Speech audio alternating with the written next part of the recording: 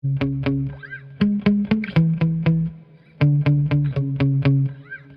I was removing the motor to see if I could unstick my stuck screws for the motor, and I noticed that the center diff looks like it leaked diff fluid just everywhere. I don't know if it's coming apart or what's going on here.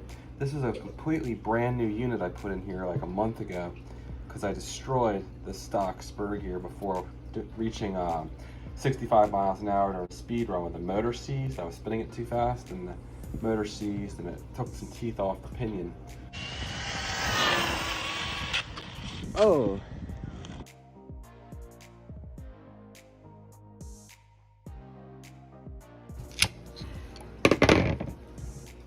But yeah, that does not look good. So I'm gonna have to dig down in here a little deeper and see what's going on with this center diff. All right, now to get to the diff, of course I already moved the motor mount screws and pulled this cover off and popped the motor out. Then there's several more screws you have to remove. There's two here. There's one here, here, here, here, and two more back here. And if you really want to make it more convenient, you probably want to pop off these suspension arms and maybe the shocks, I can't remember.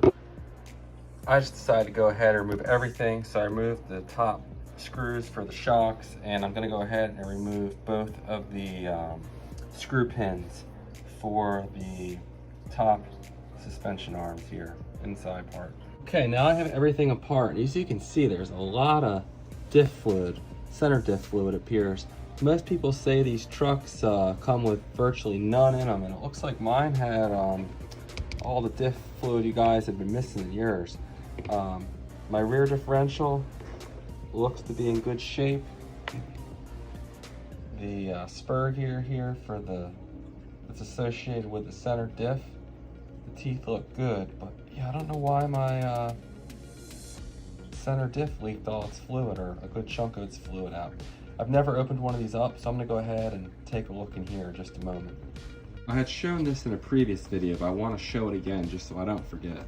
There's a little shim in there, a little brass shim, and it goes on the side here on the left away from the center diff. So I want to make sure I get that back in there correctly and have a good look at what everything looks like before I take it apart.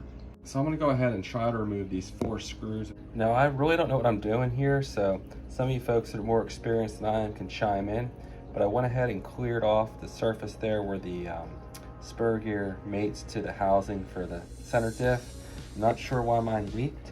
Maybe these screws weren't quite tight enough anymore, or perhaps some other reason. I tried to clean this off as well. I only have some, I think it's 10,000 CST diff fluid, thinner than what I wanted to put in here, but I want to get this truck back on the road, and I'm not sure how thick the stock diff fluid is. So maybe I can use what I have and, you know, compare it to how it performed when it was stock, and hopefully the fluid will stay in here. I'm really not confident it will, but I'm gonna go ahead and give it a shot. I'm not sure it's quite thick enough, but it may be comparable to what came in here stock, although I bet a thicker weight diff fluid would stay in the diff a little better. So I'm gonna go ahead and fill this thing up, keeping it horizontal, and then screw the center dry shaft and spur gear onto the top, trying to keep as much diff fluid in there as possible.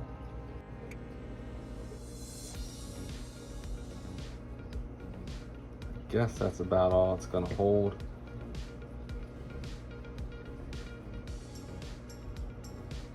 Definitely feels pretty thick.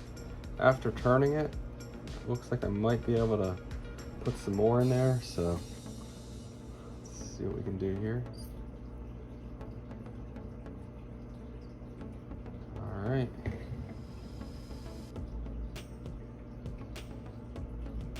And that might be about it right there.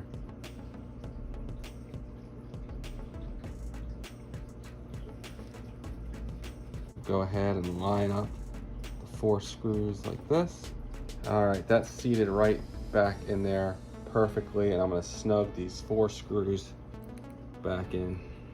Okay, and I have the center diff completely snugged down to the spur gear. It's tight as I can reasonably get it, and hopefully that fluid will stay in there. I'll report back on this in the future. But the teeth look good on all my gears, so that's really encouraging. I've done a lot of 4SUs and 3SUs. Now I say that, I'm doing speed runs, so I'm not mashing the throttle. I'm not being nearly as hard as someone that was really, more bashing the car than I am. I've really just been doing speed runs recently, and it's held up to my use, but if you're really mashing the throttle, your results may vary. Okay, I have the center diff seated back in here. You can see the bearings. I have them spaced here on, can't recall what this gear is called here, but I think everything's spaced in here as it should be. Now I'm gonna go ahead and reinstall the rear differential and get things buttoned back up. Oh, for what it's worth, I've been running all my gears dry. I run them dry, my Bandit as well. I don't know, I just haven't found a need for lube on my gears. It tracks dirt, and they seem to be holding up just fine. Again, your results may vary. I'd love to hear in the comments why you think I'm wrong. I'm not saying that you're wrong if you think I'm wrong, just I'd like to, learn from folks, but so far so good. Running these gears dry, and I run them dry on my other HBX truck as well. My experience has been when I put grease on there, it quickly flings off, so I'm not really sure it's doing much of anything when you do run grease or some kind of gear fluid on them. And there's the rear diff seated in the correct way. One time I put it in backwards and wasn't cool. I had to take the whole car back apart, but there we go. Now I just gotta place the dog bones back in there and button everything up. All right, it's been 2 days. I'm waiting on some new pinions for this, so I just left it open and it stayed nice and dry.